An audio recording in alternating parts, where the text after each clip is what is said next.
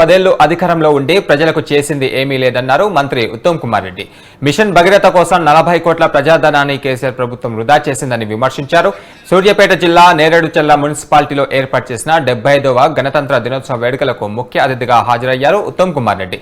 జాన్పడ్ ఉద్గాలో నీటి వసతులు ఏర్పాటు చేసింది తానేనని, త్వరలోనే ₹1 కోటి అభివృద్ధి పనులు పూర్తి చేస్తామని హామీ ఇచ్చారు. కార్యక్రమం అనంతరం దర్గాలో గంధం సమర్పించారు మంత్రి ఉత్తమ్ కుమార్ రెడ్డి.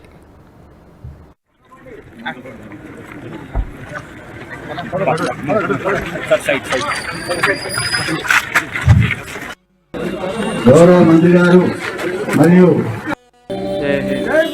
स्वतंत्र भारत के जय बोलो, स्वतंत्र भारत के जय बोलो।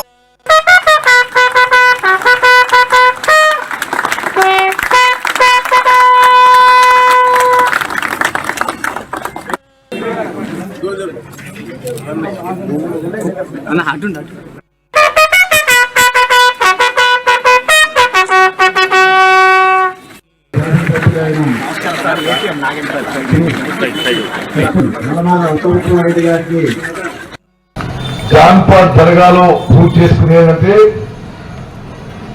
మరి సాగర్ డ్యామ్ లో నీళ్లు చాలా తక్కువ ఉన్నాయి. కేవలం మంచినీటి వరకే నీళ్లు ఇప్పుడు ఉన్నాయి.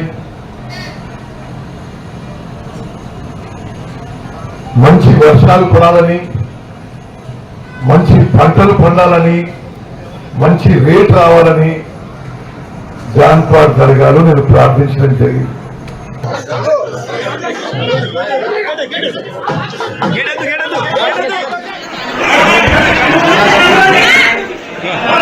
హలో